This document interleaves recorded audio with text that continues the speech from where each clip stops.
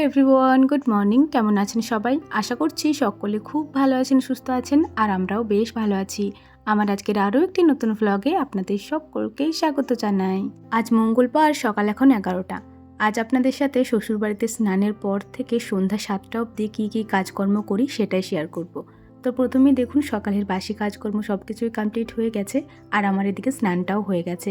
চুলটা আঁচড়িয়েই স্নান করতে গেছিলাম, তো স্নানের পরে আর চুল আঁচড়ায়নি, একেবারে সোজা কপালে সিঁদুর ঠেকিয়ে নিয়েছি। আর তারপর দেখুন ঠাকুরের কাছের পর্দাগুলোও সরিয়ে নিলাম। আগের দিন সন্ধ্যাবেলা মা এখানে ধূপ দিয়েছিল, তো সেই ধূপের ছাইটাই পড়েছিল, যেটা পরিষ্কার করে নিয়ে বাইরে ফেলে দিয়ে এলাম। আর জানেন তো, এই বাড়িতে যে ধূপের প্যাকেটটা ছিল ওটাতে ধূপ শেষ হয়ে গেছে।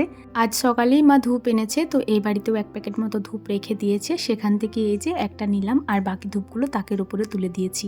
এরপর এই একটা ধূপ বাড়িতে যতগুলো ঠাকুরের ফটো ফ্রেম আছে সবখানেই ঘুরিয়ে নেব, আর প্রণাম করার পর তুলসী মঞ্চে গিয়ে গেঁথে দেব। আমার ঘরের দেওয়াল আলমারিটাতে যে কটা ঠাকুরের ফটো ফ্রেম ছিল ওখানে ধূপটা দেখিয়ে নিয়েছি। এরপর সারা বাড়িতে ধূপটা দেখিয়ে নেব, তারপর যাব তুলসী মঞ্চে। সারা বাড়িতে ধূপ দেখানো হয়ে গেছে। এরপর এই যে তুলসী মঞ্চে এলাম, এরপর তুলসী মঞ্চে ধূপটা রেখে দেব, আর এখানে বসে জবটা সেরে ফেলবো।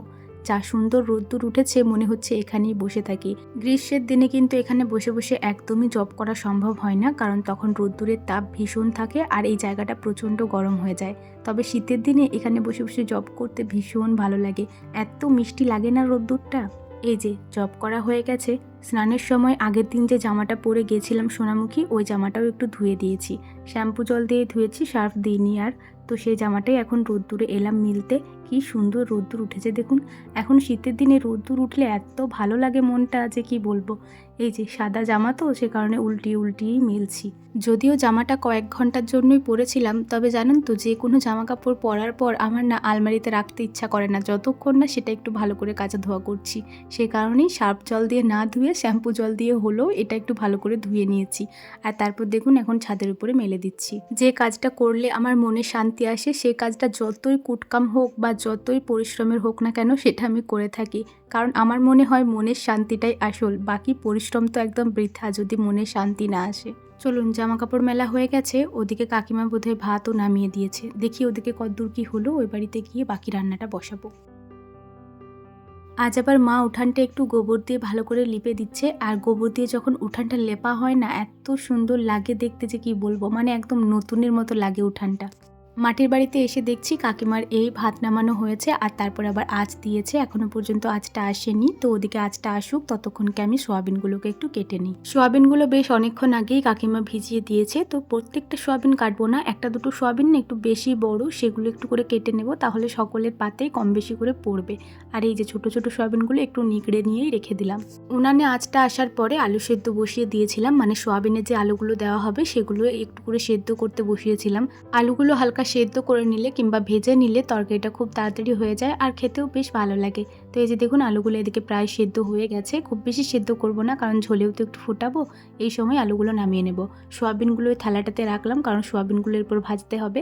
আর বড় বাটিটাতে আলুগুলো জলটা ঝরিয়ে ঝরিয়ে নামিয়ে নিচ্ছি। এই যে এক্সট্রা জলটা রয়েছে কড়াইয়ে, ওটা ফেলে দেবো, আর কড়াইটাও একটু সুন্দর করে মুছে নেব। এই সময় উনানের আঁচটা কি সুন্দর গনগনিয়ে এসেছে দেখুন। এই যে কড়াইটা একটু ভালো করে মুছে নিলাম, আর তারপরে উনানে বসিয়ে দিয়েছি। এরপর তেল দিয়ে দেবো, সোয়াবিনগুলো একটু করে ভাজবো। তো এই যে দেখুন তেলটা মনে হচ্ছে অনেকটাই পড়ে গেল, কারণ সোয়াবিনে যতটাই তেল দেওয়া হবে সবটাই টেনে নেবে। তো এত তেল দিলে তো হবে না, আমাদের এক কড়াই করে রান্না, তাহলে মনে হয় 500 তেল লেগে যাবে প্রত্যেক দিন। তো এই যে অল্প করে তেল দিলাম, আর তারপরে লবণ দিলাম একটু মতো, আর এই যে এরপর সোয়াবিনগুলো ঢেলে দিলাম। এরপর সোয়াবিনগুলোকে একটু খড়িয়ে ভেজে নেব। ছোটোবেলা থেকেই এই সোয়াবিনের তরকারিটা আমার খুবই প্রিয়, আর এই সোয়াবিন ভাজাটাও আমার ভীষণ ভালো লাগে। এখনও অবধি এই ভাজতে ভাজতে টুকটুক করে আমি একটা দুটো খেয়ে থাকি। তো এই যে দেখুন সোয়াবিনগুলো খড়িয়ে ভাজা হয়ে গেছে। অল্প তেল দিয়ে ভাজলাম, তো সে কারণে কড়াইটাও একদম আগুন ধরে যাচ্ছে। তো এই যে সোয়াবিনগুলো সবকটাই নামিয়ে নিয়েছি, আর তারপর জল দিয়ে একটু ভালো করে কড়াইটা ধুয়ে নিচ্ছি, কারণ অনেক খড়ে গেছিলো কড়াইটা। তো একটু না ধুয়ে দিলে তরকারিটা কালো কালো মতো হয়ে যাবে। তো এই যে কাপড় জল দিয়ে একটু সুন্দর করে ধুয়ে মুছে নিলাম।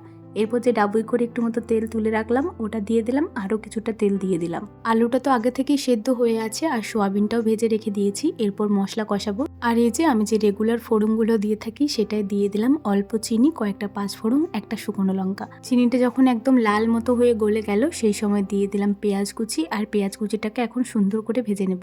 পেঁয়াজটা যখন বেরেস্তার মতো করে ভাজা হয়ে গেছে ঠিক সেই সময় দিয়ে দিলাম এই যে রসুন ছেঁচাটা। আমাদের বাড়িতে এই রসুন ছেঁচাই ব্যবহার করা হয়, রসুনটা বাটে না। আর এই রসুন ছেঁচার গন্ধটা এত মিষ্টি লাগে কি বলবো। এই যে রসুনটাও ভালো করে ভাজা হয়ে গেছে, এই সময় জিরে, আদা আর লঙ্কা বাটাটা দিয়ে দিলাম। এখানে শুকনো লঙ্কা বাটা আছে। এরপর মশলাটাকে একটু কষাবো, তবে আদা দেওয়ার পরে না অনেক তিল চিটে উঠে, সে কারণে একটু মতো জল দিয়ে দিলাম। এরপর দেখুন গুঁড়ো মশলাগুলো দিয়ে দিচ্ছি। 2 চামচ হলুদ গুঁড়ো, অল্প কটা জিরে গুঁড়ো যেহেতু আদার সাথে জিরে বাটা আছে, আর এই যে অল্প একটু মিট মশলা দিয়েছি আর 1 চামচ মতো লবণ। সোয়াবিনের তরকারিতে একটু মতো মিট মশলা দিলে খুব সুন্দর খেতেও লাগে, আবার গন্ধটাও লাগে ভীষণ সুন্দর। আর তারপরে এই যে একটা গোটা টমেটো দিয়ে দিলাম, আর তার সাথে দিয়ে দিলাম একটু মতো জল, আর তারপর মশলাটা বেশ অনেকক্ষণই কষিয়ে নিয়েছি।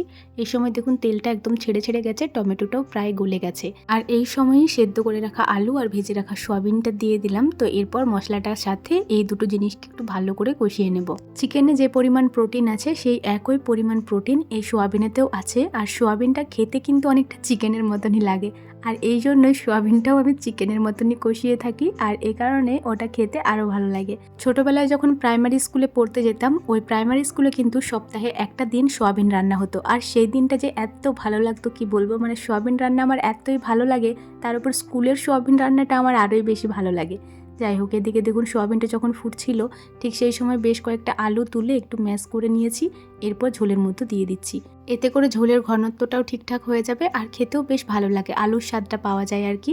এই সময় ঝোলটা বেশ ভালোই ফুটে গেছে, তো সেই সময় একটু চেখে দেখলাম যে লবণটা ঠিকঠাক আছে কিনা। ঠিকঠাকই আছে, তবে আরও একটু দিলাম যেহেতু ভাতের সাথে খাবে। আর তারপর আরও 1 মিনিট ফুটিয়ে নেওয়ার পর এই যে ঝোলটা নামিয়ে নিচ্ছি। এই সময় হয়ে গেছে ঝোলটা, আর এই যে বাটি ভর্তি করে নামিয়ে নিচ্ছি, বড় বাটিটাই করে নামাচ্ছি কারণ বেশ অনেকটাই ঝোল। আর এই যে আমার সোয়াবিনের তরকারি রেডি। তো কাকিমাকে বললাম ঘরের ভেতর করে রেখে আসতে, এরপর আবার বাঁধাকপি বসাবো। তো কড়াইটা ধুয়ে বাঁধাকপি বসিয়েছিলাম আছে, তবে ওই আঁচটাতে হলো না। মনে হয় ওই আঁচের উনানে যখনই বাঁধাকপি বসাই ওর রাগ হয়ে যায়, সে কারণে আঁচটা সেই সময় ভালো করে আসে না। তো এই যে দেখুন আবার কাঠের উনানটা জ্বালিয়েছি আর তারপরে বাঁধাকপিটা নামাচ্ছি। এই সময় প্রায় 1টা বেজে গেছিলো। আজকে অবশ্য রান্না বসাতে অনেকটা দেরি হয়েছিল, প্রায় 11:30 মতো বাজছিল, তখন আর কি রান্না বান্না শুরু করলাম, মানে তরকারি রান্না করা। তো এই যে দেখুন এখন দুপুরের সময় হয়ে গেছে, ভাবলাম একবারই খাওয়া দাওয়া করেই যাই। আজকে দুপুরে রান্না হয়েছিল সোয়াবিন আলুর তরকারি, বাঁধাকপি ভাজা, আর হয়েছিল এই যে বাটনা। এই সর্ষের বাটনাটা এত ভালো লাগে আমার খেতে, কাকিমা আজকে বেশ সুন্দর করেই বানিয়েছিল। একদিন আপনাদের সাথে এই রেসিপিটা শেয়ার করব। চলুন দুপুরের খাবারটা এখন খেয়ে ফেলি। খাওয়া দাওয়া শেষ করে এঁঠো বাসনপত্র নিয়ে কাকিমা এই যে কলপাড়ে চলে এসছে, আর এদিকে দেখুন কড়াইটাও রয়েছে, তবে কড়াইটা কলপাড়ে আর মাজবে না, কড়াইটা পুকুরে গিয়ে মাজবে। এই বাসন কটা কলপাড়ে বসে বসে আমি মেজে দেবো, কাকিমা ধুয়ে নেবেন। তো কাকিমা বললো অনু তুমি মাজো, আমি ওদিকে উনানে গোবরটা দিয়ে আসি। তো এই যে দেখুন আমি এখন মেজে নিচ্ছি বাসনপত্রগুলো, আর কাকিমা গেল ওদিকে উনানে গোবর দিতে। আজকে রান্না হতে হতে বেশ অনেকটাই দেরি হয়ে গেছিলো, প্রায় 1টা মতো বেজে গেছিলো। আর বাবা কাকারা তো সকালবেলাতেই খেয়ে ফেলে 6:30টার সময়, সে কারণে আর কি ওদের 12টা 12:30 বাজলেই খিদে পেয়ে যায়, আর সেই জন্যই খাবার খেতে চলে গেছিলো। তো রান্না করতে করতেই আর কি খাবার দিয়ে দিয়েছিল।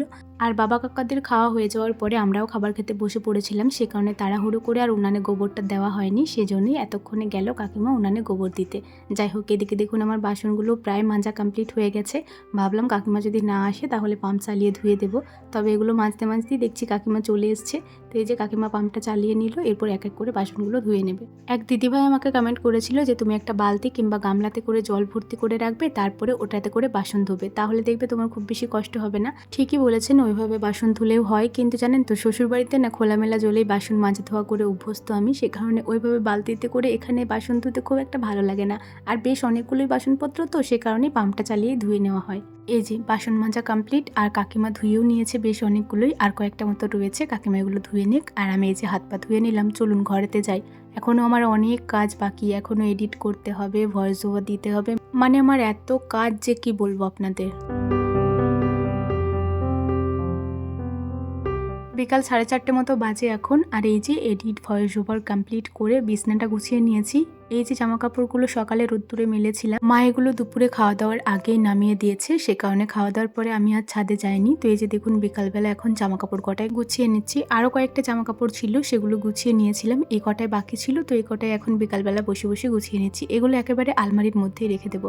এই যে সাদা জামাটার ওড়নাটা কি সুন্দর লাগছে দেখুন দেখতে, আমার তো ভারী পছন্দ হয়েছে জামার ওড়নাটা। এই যে ছোট ছোট যে জিনিসগুলো ছিল, তোয়ালিটা আর এই গামছাটা, এগুলো গুছিয়ে দিলাম। চলুন এরপরে এই জিনিসপত্রগুলো সমস্তটাই জায়গা মতো রেখে দিই। 2-3 দিন ধরে বেশ কয়েকটা জামা কাপড় ভাঁজ করে করে ওই চেয়ারটার উপরেই রেখেছিলাম, সেগুলো আর রাখাই হয়ে উঠছিল না। তো এই যে দেখুন আজকে সমস্তটাই জায়গা মতো রেখে দেবো। এই যে বাস্কেটটা, এটাও একটু উলট পালট হয়ে গেছে, মানে জামা কাপড়গুলো সমস্তটাই গোছানো আছে কিন্তু একটু উলট পালট ভাবে আছে। এই যে তলার থেকে একটা বের করেছি, ওপর থেকে একটা বের করেছি, এই করে আর কি ভাঁজটা নষ্ট হয়ে গেছে। তো এই যে দেখুন সমস্ত জামা কাপড়গুলো বের করলাম আর তারপর আবার সুন্দর করে ভাঁজ করে দিচ্ছি। এই বাস্কেটটার মধ্যে আমার রেগুলার পরার নাইটিগুলো থাকে আর একটা মতো শাড়িও আছে, ব্লাউজগুলোও আছে, কিন্তু আরও যে শাড়িগুলো আছে যেগুলো আর কি মাঝে মধ্যে বের করে পরি সোমবার বৃহস্পতিবার, সেগুলো কিন্তু আমার আলমারির ভেতরেই থাকে। তো এই যে দেখুন এগুলো আলমারির মধ্যেই রেখে দেবো, কারণ ওইটুকু বাস্কেটটার মধ্যে এত কিছু রাখলে হয় না। অবশ্য আমার আলমারিটারও অবস্থা এমন হয়েছে কি বলবো আপনাদেরকে, দাঁড়ান একটু পরেই দেখাচ্ছি। এই যে এই দুটো শাড়ি আর সাদা জামাটা আলমারির মধ্যে রাখবো। এই যে হলুদ বিছনার চাদরটা রয়েছে, এটা সুব্রতর বাস্কেটটার মধ্যে রেখে দিয়েছি। চলুন এরপর আলমারিটা ওপেন করা যাক। মানে আমার আলমারিটা একদম ভর্তি হয়ে গেছে, যে কি বলবো, মানে জিনিসপত্রে একদম ঠাসাঠাসি। জানি না শীত পেরোলে সোয়েটারগুলো কোথায় রাখবো। সুব্রতকে তাই বলছি তুমি একটা বড় ট্যাঙ্ক কেনো আগে, যাতে শীতের জিনিসগুলো ওটার মধ্যে রাখতে পারি, তাহলে হয়তো জামা কাপড়গুলো এটার মধ্যে সুন্দর করে রাখতে পারবো। আসলে আমাদের 4 জনাকার জামা কাপড় শাড়ি আছে এখানে, সে কারণেই এত ঠাসাঠাসি। আর তার উপর জানেন তো এখানটা সুন্দর করে গুছানোও নেই, সেজন্য এমনটা লাগছে। দেখি সুব্রত কাজে যাওয়ার পর একদিন সময় করে এই আলমারিটা গুছিয়ে রাখবো, তাহলে হয়তো অনেকটা জায়গা বাড়বে।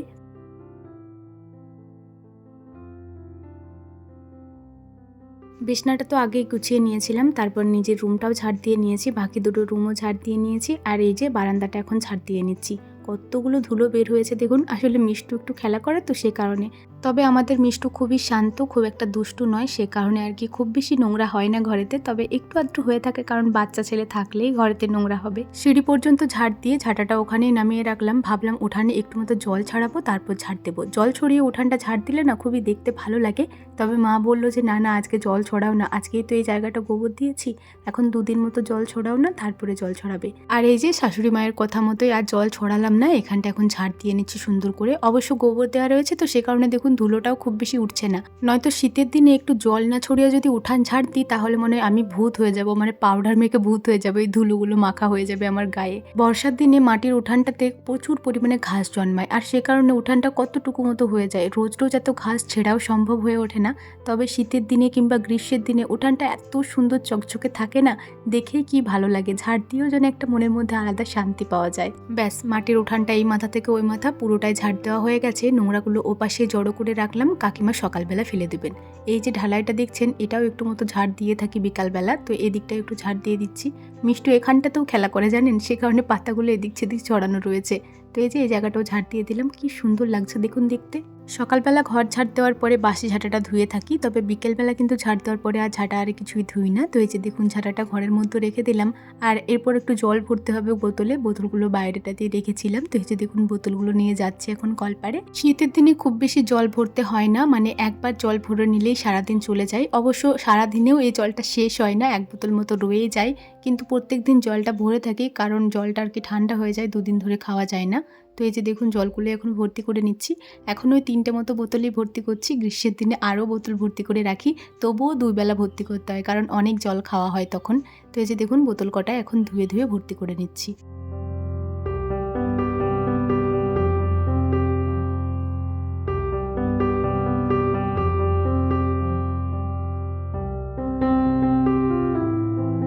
হয়ে গেছে জল ভর্তি করা, হাত পাগুলো ধুয়ে নিলাম। তো এই যে দেখুন এরপর জলটা এখানে রাখছি। এই যে পেঁচে মতনটা এনেছিলাম, এটার মধ্যে এখন জলটা রাখছি, বেশ ভালোই লাগছে দেখতে।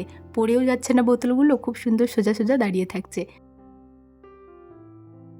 তারপর চুল আঁচড়িয়ে কপালে সিঁদুরটাও ঠেকিয়ে নিয়েছি, আর এই যে সোয়েটার টুপি মোজা সমস্ত কিছুই পরে নিয়েছি। বিকালবেলা মোজাটা আমি পরে থাকি একদম রাত্রি অবধি। তো এই যে দেখুন তারপরে 1 বালতি মতো জল নিয়ে চলে এলাম ছাদে। আগের দিন বাড়িতে ছিলাম না, বাড়িতে আসতে অনেকটা দেরি হয়েছিল, তার উপর ভিডিও এডিটের কাজ ছিল, তা করতে করতেই সন্ধ্যা হয়ে গেছিলো, আর সন্ধ্যাবেলাতে আর গাছে জল দেওয়া হয়নি। তো কাল থেকে জল দেওয়া হয়নি, আজকেই গাছে জল দিচ্ছি। আর এই গাছটাতে দেখছি কত সুন্দর সুন্দর বেশ অনেকগুলো কুড়ি এসছে, কবে যে এই ফুলগুলো ফুটবে। গাছে ফুল ফুটলে এত আনন্দ লাগে যে কি বলবো আপনাদের। প্রথমে তো একটা গাছেও ফুল ছিল না, তবে এখন তো বেশ অনেকগুলো গাছেই ফুল ফুটেছে, আর সেই ফুলগুলো ফুটছে দেখে আমার যে কি আনন্দ লাগছে লাগছে, মানে মনে হচ্ছে ছাদে এলেই গাছগুলোর দিকেই তাকিয়ে বসে থাকি। তো এই যে দেখুন এখন প্রত্যেকটা গাছে জল দিয়ে দিচ্ছি। প্রথমে উপর থেকে একটু মতো দিচ্ছি, তারপর টবটাতে দিচ্ছি।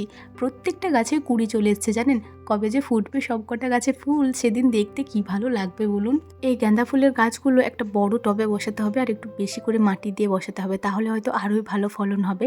এই যে এই ফুলটা কি সুন্দর হয়েছে দেখুন দেখতে। আমার ছাদ বাগানের নতুন সুন্দরী, একদম প্রজাপতির মতো দেখতে বলুন ফুলটা। আরও একজন আছে, এই যে নীলপরি। নীলপরিটাও কিন্তু বেশ ভালো দেখতে হয়েছে, দাঁড়ান আপনাদেরকে দেখাই। এই যে লালের সাথে নীল কি ভালো মিলেছে দেখুন ফুলগুলো। রোজ বিকালে ছাদে আসার কারণ হচ্ছে এই ফুলগুলো, আর ছাদে আসতেও বেশ ভালো লাগে, তবে কারণ ছাড়া আসতে ইচ্ছা করে না তো। তবে এই ফুলগুলোর জন্য এখন রোজই আসা হয়। এমনি ভিডিও আপলোড দিতে তো আসি, তবে এগুলোর জন্য আলাদাভাবে আসতে হয়। এই যে আমার গাছে জল দেওয়া হয়ে গেছে, এখন কিছুক্ষণ ছাদের উপরই থাকবো, সন্ধ্যা হোক তারপর নিচেতে নামবো।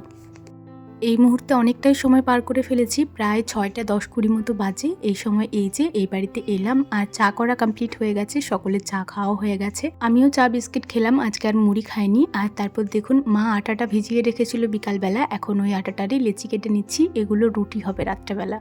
কয়েকদিন সন্ধ্যাবেলা চা করার পরেই আটাটা মাখাচ্ছিলাম, তারপরে রুটি করছিলাম। তবে সন্ধ্যাবেলা ওই চা মুড়ি সকলেই খাওয়া দাওয়া করে তো অনেক ভিড় হয়ে যায়, আর সে কারণেই মা বিকালবেলাতে আটাটা মাখিয়ে রাখছে। তো বেশ ভালোই হচ্ছে, চা মুড়ি করা কমপ্লিট হয়ে যাওয়ার পরেই আটাটা করতে পারছি। তো এই যে দেখুন আটার লেচিগুলো কেটে নিলাম আর তারপরে গলিও করে নিয়েছি। চলুন এরপর এক এক করে বেলবো আর এক এক করে নেব। এখন না মোটা মোটা রুটি করছি, আর মোটা মোটা রুটি করার জন্য তো দুজনের প্রয়োজন নেই, একা হাতেই করা যায়, কারণ একটি করে করি তো, সে কারণে একা হাতেই করা যায়। সেজন্যই মাকে বলি, মা আপনি পাশে বসে থাকুন, আমি একা একা করে নেব। আসলে ভূতের মতো একা একা কাজ করতে আমার একদম ভালো লাগে না, তবে পাশে কেউ বসে থাকলে সমস্ত কাজটাই একা একা করে ফেলবো।